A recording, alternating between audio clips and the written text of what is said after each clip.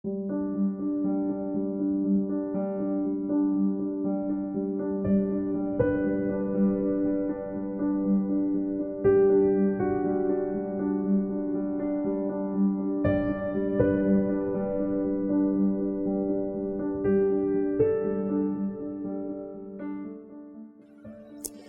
Thomas is rightly considered one who brought Aristotle's thought into conversation with the thought of the West. Of course, referring to the work of the Arab, Islamic philosophers and bringing those into conversation with what was going on with the West at the time. He certainly was one who did that. And so it's right in that sense to call him an Aristotelian. But St. Thomas is also profoundly Platonic, if you will, Neo-Platonic.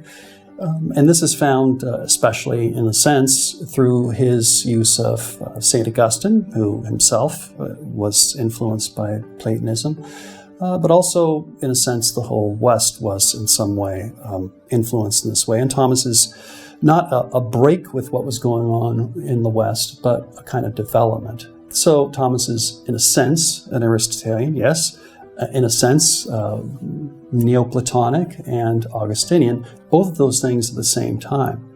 But Thomas is neither slavishly Aristotelian nor slavishly Neo-Platonic. He takes their ideas and he makes use of them, appropriates them, refines them, and reformulates them in a way. So it's not a good approach to say, I'm going to be a champion of Thomas as the Aristotelian. Well, you can point out the Aristotelian elements, but you also need to look at the ways he refines his ideas, and the same with the Neo-Platonism.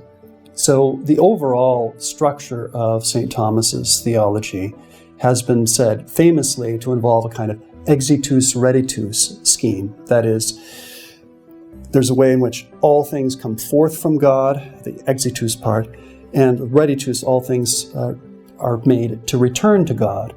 So things having come forth from God have in themselves a kind of tendency, a kind of inborn tendency to want to return to God and to return to God, this kind of exitus reditus schema.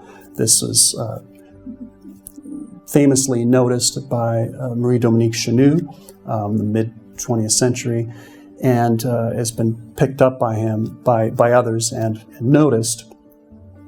And this is, overall, a kind of Neoplatonic conception.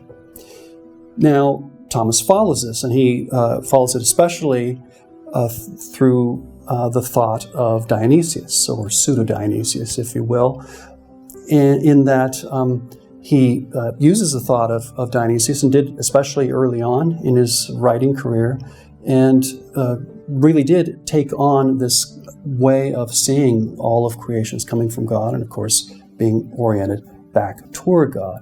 But in seeing things this way and in organizing his theology this way, he isn't sort of slavishly following a kind of Neoplatonic schema.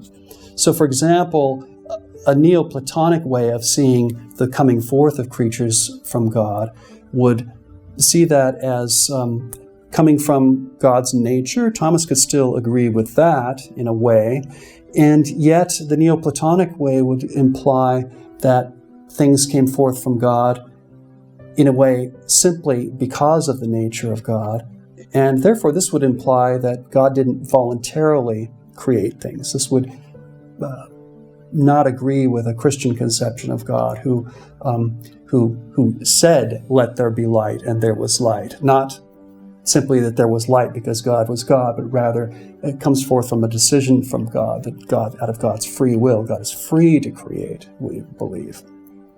And so of course, it's well known that Thomas, in a sense, in taking on the Neoplatonism, also sort of corrected it or refined it and removed that kind of emanationism.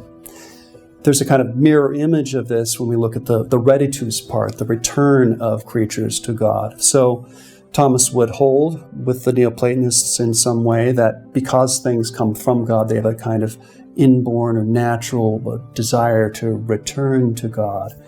But at the same time, this isn't a kind of inevitable returning to God. And so in the Christian conception, we can't think that things are simply going to go back to God just because God created them. Well, no, there's actually the necessity of God's help for this. And for fallen humanity, there's also a necessity of redemption, the free gift of God's redemption that he gives us in Christ.